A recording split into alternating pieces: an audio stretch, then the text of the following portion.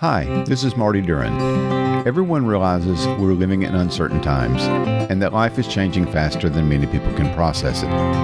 In uncertainty, the question people must always ask is, how do I understand and how should I respond?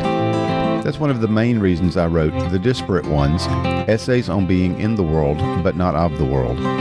The 17 essays in this short volume will both challenge you to think well during these times and, I believe, leave you encouraged about facing these times. Purchase The Disparate Ones now wherever you order books.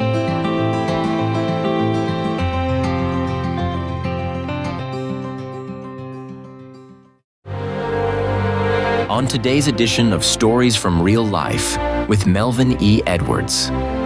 Our guest for this episode is Canadian businessman Mark Ellwood. Mark is the president of Pace Productivity, Inc. and is an internationally known productivity consultant.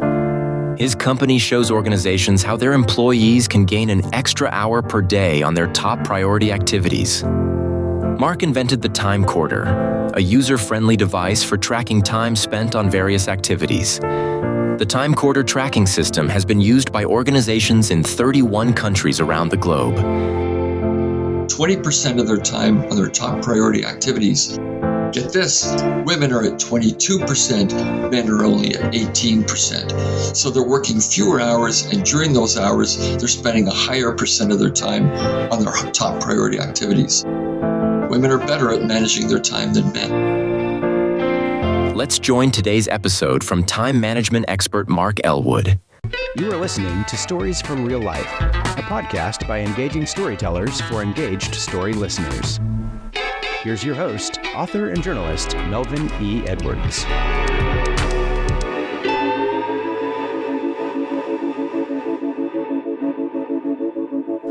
Hello again, and welcome to another episode of Stories from Real Life. I'm your host, Melvin E. Edwards.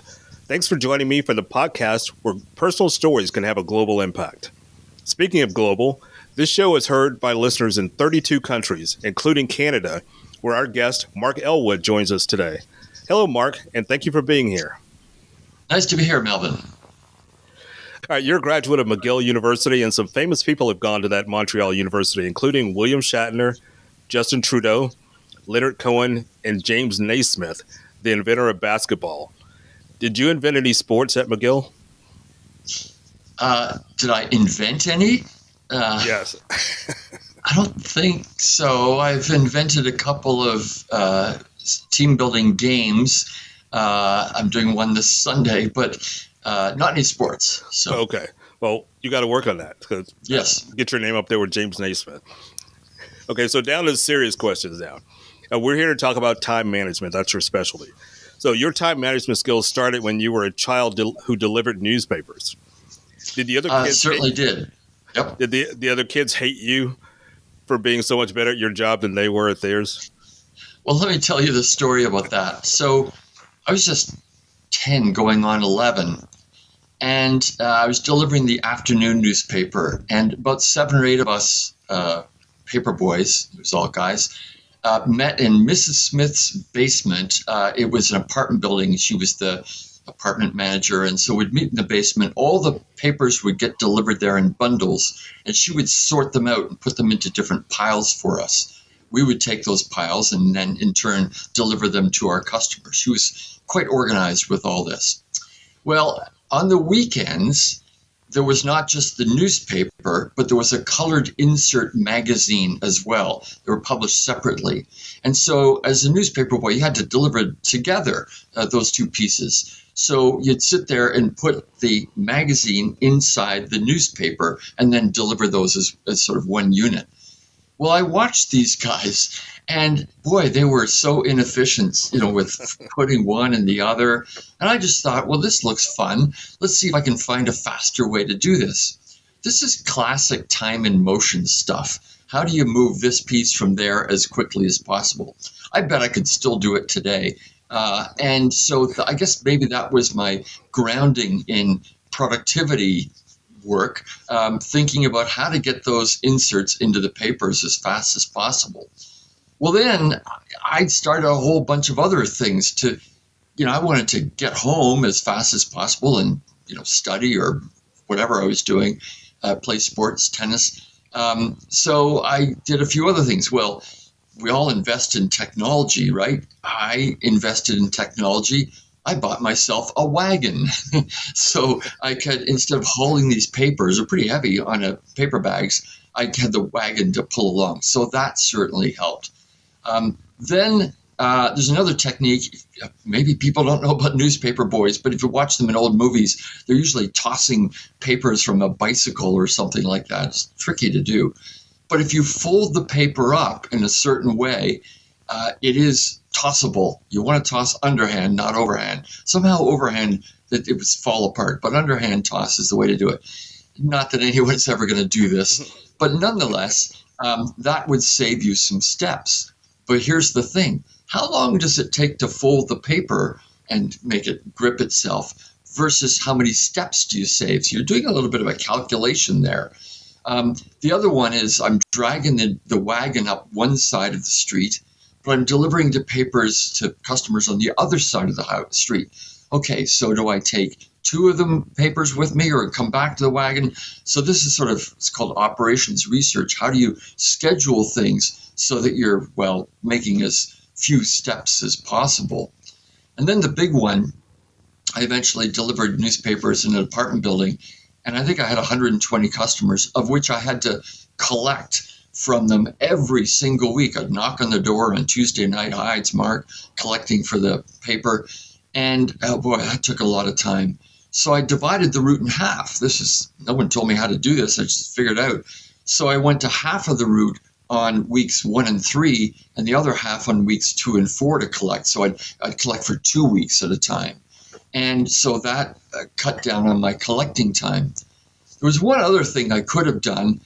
Some of the people paid at the office, and this is decades ago. And so, paying remotely, or there's no internet. But some people did pay somehow directly. They got an invoice and paid through the office. So I never saw them. I never knocked on the door. Now, maybe in retrospect, I might have encouraged more customers to do that because that would have saved on my collecting time. But you get more tips if you show up in person. So there's a little bit of a trade-off there. So yeah, here I am, an 11-year-old, and those were all the things I was thinking about for being more productive. I mean, I didn't call it that at the time, but I guess I always just had this inclination to think about being productive, and my paper route was the way to start all that. That's interesting. So what did you learn then, and what have you learned since about the best outcome for effective time management? Well, I learned that you can make a difference. You can create those systems. You can plan your time better. You can use technology and schedule your work and so on. So, that's what I learned. So then as an adult, I always had to get up early and be on time for delivering newspapers. So something in me just said, well, you got to be on time. And so turns out that I was at a meeting as I worked as an employee way back, and everybody in this company was always late for meetings. It was just like the part of the culture that people wouldn't show up and would be waiting for our boss. And I stood there, and there was 4 or 5 of us, and I said, oh, this is terrible, and they all agreed. And I said, if you take your time and his time and her time and my time and multiply that by our salaries, this would add up to a lot of expense that we're waiting here in the 5 or 10 minutes that we're waiting.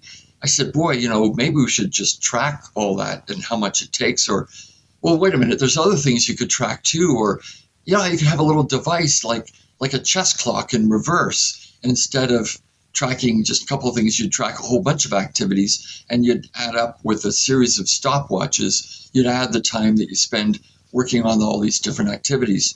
So that was a kind of an aha moment for me. And I thought of this sort of a little electronic device.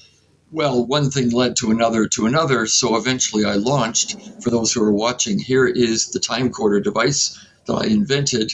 It's a small electronic device. And every time you begin a different activity, you just press one button. So you press that one, is tracking on selling time, and that one on travel time, and so on. So the journey to launch that was quite complicated. but I use that device, I lend it out to employees, they track their time, and I analyze how they can become more productive. Can you be good at managing your time and still occasionally miss deadlines and show up late to meetings?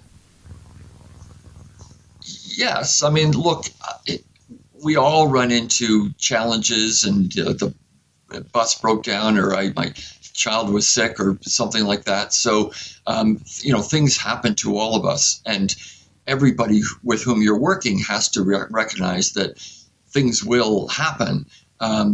If they are consistently happening, if you're consistently late, then you are going to deal with someone who's doing that. Then you got to look inwards or look at that employee and say, gee whiz, maybe we got to fix this here. So I think we all need some flexibility to be able to deal with those different things that happen. But if it's consistent, then some remediation needs to happen. Can a remote workforce compete with an on-site team for time management? When COVID happened, a lot of people in my world were saying, everything's different. Work is different now, and we're never going to go back to work, and so on. I didn't make those predictions. I thought, well, it's still kind of early on, and let's wait a little bit. And so what we've been seeing is return to work. It used to be 1 day, and now it's 2 or 3 days, and some organizations are requiring 5 days. So I wrote a paper called The Future of Work, and I tried to examine that based on the time study data. And the paper dealt with a lot of other things, but I tried to calculate, all right, well, where is it best that people be in person? So I added up all kinds of meeting time and one-on-one time and so forth. I determined that was about 10 hours per week, which is more than a full day. So that suggested that maybe 2 days in the office would be optimal for doing a lot of those meetings and such. Well, of course, that's if you pack it all together. The challenge is those meetings happen throughout the week. But here's why we should work together or collaborate in person. One is that meeting time. Notwithstanding how good Zoom or Google Meet is, nonetheless, when you're in a room with people, you can see their body language better. You can interrupt each other. There's just a sense of being able to collaborate in a meeting that works better in person than online. Online works too, but it's better in person. The second reason is managers talk about doing direct feedback and walking around and dealing with the personnel issues and so on. And managers say that that's better done in person. There's a third reason, which is kind of, synchronicity. Just the idea that even though you're not in a meeting, somebody's over there talking to a client and you're over here and you're making sales calls or whatever. Just the idea that you're working maybe in a bullpen or maybe in a common work area, that you're picking up on each other's energy. You say, hey, Jim, you got that file? And so you're sharing information and so forth. And that's better done in person. So, there's reasons to work in person. Certainly, the fact that we are able to work remotely is terrific, because if you got a sick child or you're sick yourself that day or a snowstorm or something, then you can stay home, and that's terrific. But one guru said, if you can do all of your work from home, maybe you won't have a job in a few years. And I thought that was quite telling. I don't know if there's data for that or evidence, but just the idea that we work collaboratively in organizations, and that's best done in person. So we save on some commuting time for sure, and some expensive, gas you spend for commuting or whatever. And it's more convenient to be with your family. So those are the trade-offs. I guess while I don't try and predict the future, I like to think that in-person work does work better than remote work. Okay. So a few minutes ago, you showed us your TimeCorder. Let's talk about how that was inspired and how you were able to get businesses in 31 countries to buy into it. Well, it's interesting, lots of entrepreneurs try to figure out marketing, and my marketing was interesting. The TimeCorder actually turned out to be the world's most popular product that everybody thought somebody else should buy. So way back when I started, even though I was thinking about productivity, I had this idea that lawyers were going to buy the TimeCorder device. And there was an earlier version, by the way. That's the more recent version. And so because lawyers are billing for their time, so I'd create this little time tracking thing. This is, way before the internet existed. I launched it in 1989. So there was a few software systems and so on, not many. So I thought, well, this would be great for lawyers. And I marketed it to some of them. But they said, we have more complex needs and so on. And we need this detailed billing system. You really should be talking to accountants about this. So I did. And I was on a national TV show for entrepreneurs. And we had some accountants tracking their time. And they did. And they came back to me at the end and said, well, it's not quite right for us, but independent consultants, that's where you're going to do really well. So I talked to them. And the independent consultant said, have you talked to the lawyers? Everybody thought someone else should buy it. So that didn't work too well. So I had to pivot and change to selling the service rather than the device itself. And so what I've learned, the sort of meta learning over the years, is that people aren't able to spend as much time on their high priority activities as they would like, and they're spending more of their time on their lower priority activities. And so even with all the technology we've thrown at people over the years, that administrative time will still be a burden. And while I don't like to predict the future, I'm going to guess that if somebody's doing a knowledge worker job 5 years from now or 10 years from now, and many of those will get replaced or outsourced or automated or whatever, but to the extent that people are doing knowledge work jobs, managers, for instance, they will still be burdened by administrative time.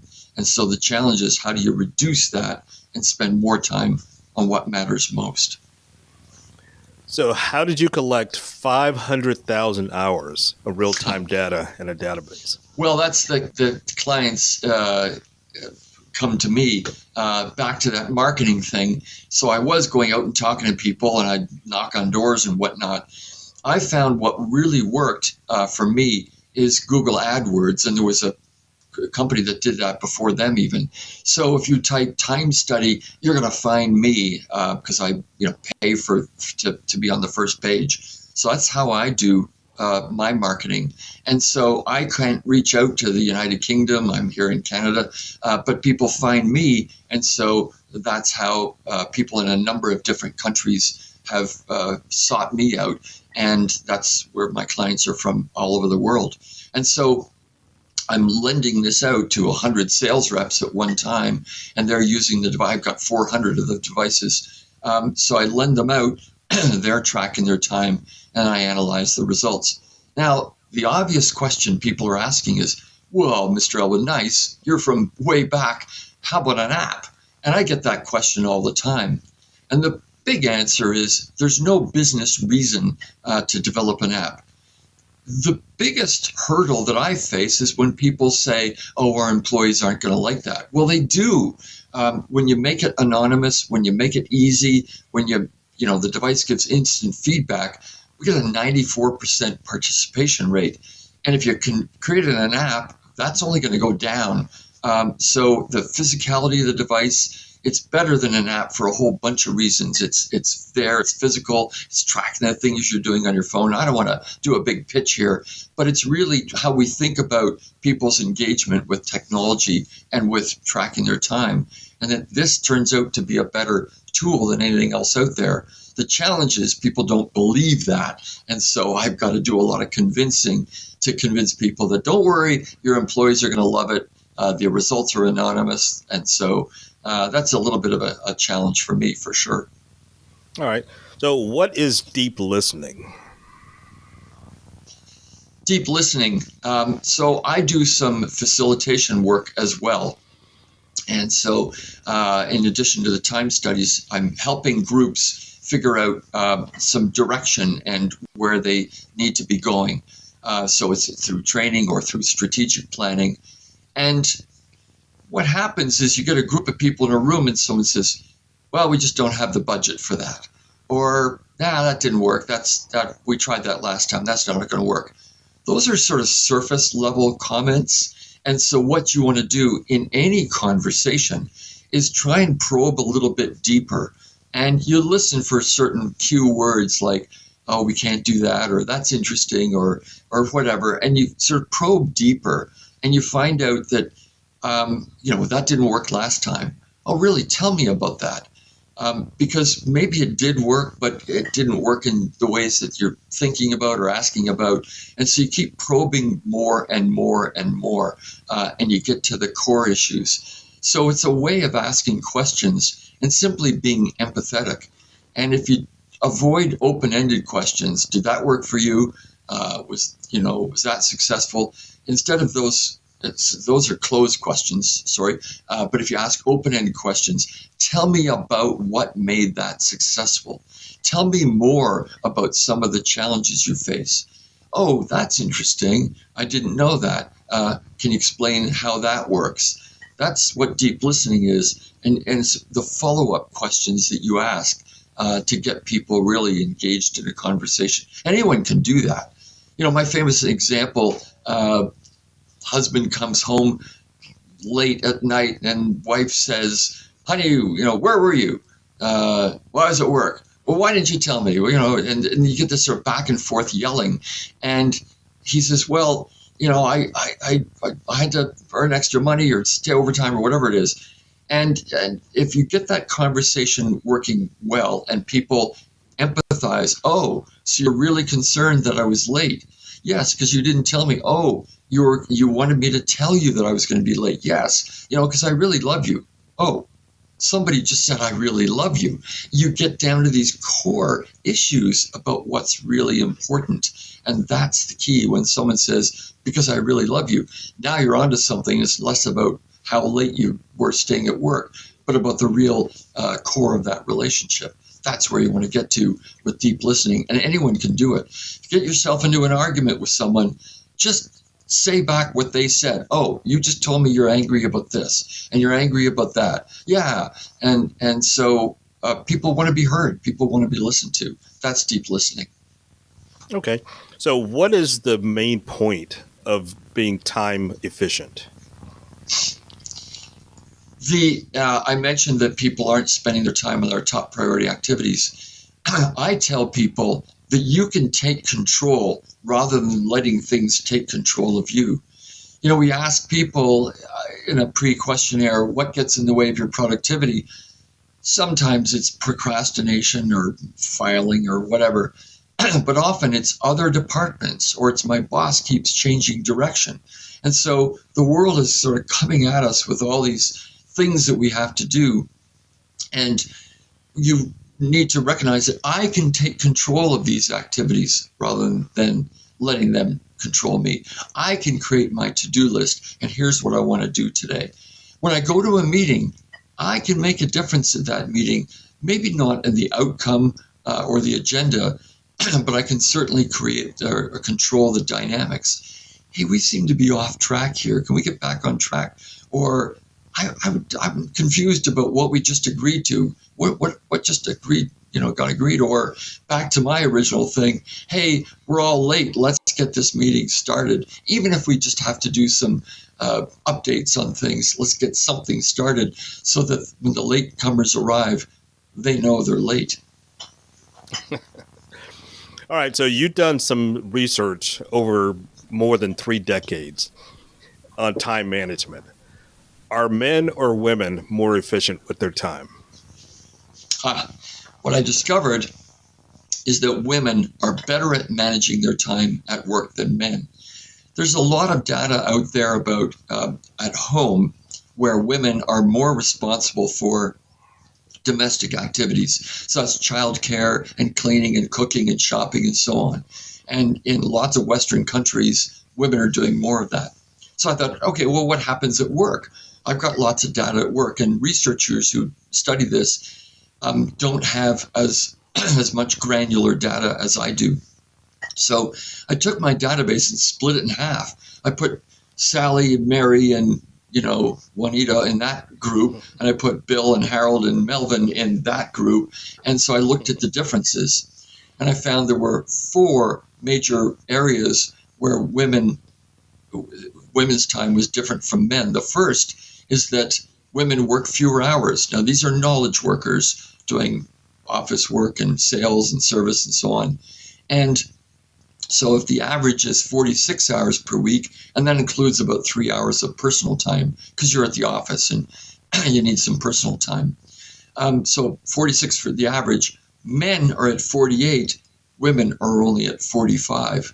So there's a difference. But the second finding was the most profound. If you read a lot of time management books, they all tell you how to track your time, but they don't report on the results. But they also tell you to spend time on your important and non-urgent activities. That's the so-called Eisenhower matrix. But it doesn't define what those activities are. So I thought, well, I could figure that out. So when I do my time studies, I give people a little questionnaire and say, what are the most important things you need to do in your job? And so I listed those and tracked them to time spent. This sounds a little detailed, but anyway, if you ask a salespeople, they'll tell you, okay, I got to process orders and I got to service customers. But the number one thing they say is prospecting. And so I looked at 13 different jobs or job types and tracked, okay, what do you say you need to be doing and where's your time spent? The average is about 20%. So people are spending 20% of their time on their top priority activities. Get this, women are at 22%, men are only at 18%. So they're working fewer hours, and during those hours, they're spending a higher percent of their time on their top priority activities. Women are better at managing their time than men. Okay. So in a business setting, are emails a time saver or a time waster? I'm cautious about using the word waste. I get tossed around a lot. I wrote a paper on that and tried to define different types of waste. Having said that, I measured time spent on unnecessary emails, different from your regular emails.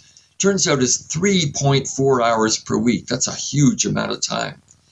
Well, most of the emails that people spend, the other number of hours they spend on emails, it makes sense. Technological tools are useful, and some of them didn't exist when I started. Certainly email didn't. The internet, smartphones weren't around. The thing is this, we keep inventing more and more ways to be out of touch with each other. And so email makes a lot of sense, but there are those unnecessary emails. The thing is, there's no evil troll down in the basement sending out all these unnecessary emails. It's all of us. We all have to take responsibility for all those emails that we send around. And I once did a little survey. I was in a workshop, well, more than once, and I asked, how many bad drivers are out there?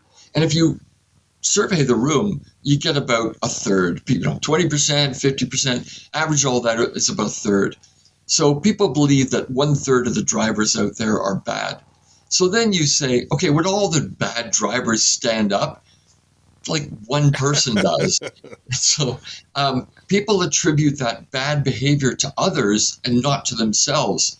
Same with email. I'm getting all this stupid email. Well, you're probably sending out a lot of stupid email as well. So it makes sense as a tool, but people tend to abuse it. So what's the latest tool? AI. And I hear people going, oh, it's going to change jobs. Oh, it's going to be great for this and that and so on. And it is, and people are using it well. But they're also abusing it. There's bad players. There's people, there's criminals. There's all the hackers and so on. So, yes, I think AI will change some jobs, as did lots of computer systems. But there will still be that administrative time. There'll still be wasted time. There'll still be, the need to do all kinds of things with AI to make it better. So I'm in favor of technological tools, but I'm aware that there are those spin-offs and side effects that result as well, like email, and there will continue to be more. So cautious about the latest tool. And AI is going to change our world. Well, yeah, but not always for the better. So we got to keep that in mind. Okay. So I just have a couple questions left. Sure. You've written several books on time management and efficiency, and one of them is called The Poetic Path to Getting More Done. What's poetic about efficiency? So I was writing tweets. This is back when tweets were only 140 characters. And I thought, I could write a whole series, do them in poetic form. So I was little rhyming couplets. And so I thought I'll put them all into books. So I've created an entire book called The Poetic Path. It's all poems. It's time management in poem form. I was trying to sell the book. That didn't work out, so I give them away at my workshops and stuff. Would you like to hear a poem about goal setting? Absolutely. Okay, so let's glasses here. So there's something in time management called the SMART formula for goals. It's a way of defining your goals, and it's an acronym. And I twisted the acronym a little bit. So here is the SMART formula acronym.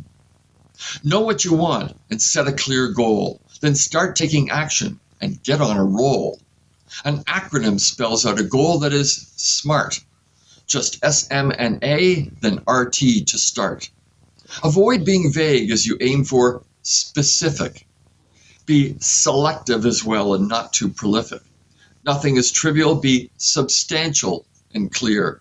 Be sure to aim high as you plot out the year. Measurable goals have a number you set, a quantified score that you haven't reached yet. Appropriate goals are ones you can match with your background and skills. You won't start from scratch. A realistic target should always be sought. A bit of a stretch, but not a long shot. Fix a date to achieve what you set out to do. Establish a time when you will be through. Objectives, intentions, commitments to meet, destinations, ambitions, and targets to beat. Commit to start now. Don't ever despair. The goal is your endpoint. It leads you somewhere. Bring passion to bear on what you pursue. Decide to excel in all that you do.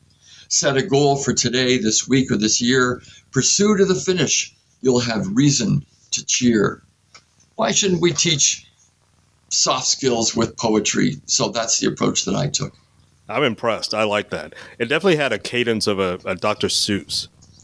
Yes, I get that comment. Well, he came up with a good formula. I wrote some limericks and I wrote some free verse as well in the book, but that cadence of the roughly 10 syllables certainly works well and is quite memorable for people, so it works. I like it. So tell us about your other books. The first one, it's almost 25 years ago or more. It's called A Complete Waste of Time. Why not? And so what I did is I wrote a series of satirical stories and followed them with tips. I was reading one the other day, and it had a secretary who showed up, and I thought, well, nobody has secretaries anymore. But I guess I was trying to use humor because we need a little more humor in our lives, and to set up these situations. Here's one sort of joke, I suppose. I say that when you start a meeting, you should start on time. You shouldn't punish the people who made the commitment to show up on time and reward those who are late. Because when you do, that's like telling the early birds that the worms are on back order. A little bit of a joke. So anyway, the whole book was satirical stories, and it worked. I guess we just need a little more storytelling in our lives, and so that's what that book was all about. That's the whole point of this podcast, to bring stories, to share people's experiences, and to leave them with some learning opportunities. So as a final question today, what is the best advice you can leave with my listeners today? Quickly, on using a to-do list every day to plot your time and your activities. To-do list deals with the past, the present, the future. So future is what am I going to do today? Then the present, I got some time. What do I need to be doing now? And the past, at the end of the day, you can check off an item and say, yeah, I did that. And so quickly, I tell people, start with a blank slate. If you had nothing to do today, what would you do to affect your results a month from now? Oh, I'd work on that new project. I'd hire that person. I'd make some sales calls. Those are your top priority activities. They're going to take 20% of your time. So start with a blank slate. Ask yourself, what could you do to affect your results a month from now? Block your time off for those and fill in the things that you could actually complete today. That's how to use a to-do list. After that, then fill in all the meetings and reports and things you got to do. But focus first on your highest priority activities. If you do that, that's the way to be successful in managing your time. That sounds great. That's a great way to end up this conversation today. Our guest has been time management expert Mark Ellwood, who's joined us from Canada. Thank you so much, Mark, for being our guest today. Happy to be here. Please go to my website at podcastreallife.com for some information about my guest and the things we discussed today. That's it for today's episode of Stories from Real Life. Join us again next time for another chance to learn from each other. Until then, don't forget to shine your light wherever you go. That was Stories from Real Life. Join us again next week for another great storytelling journey. See you next time.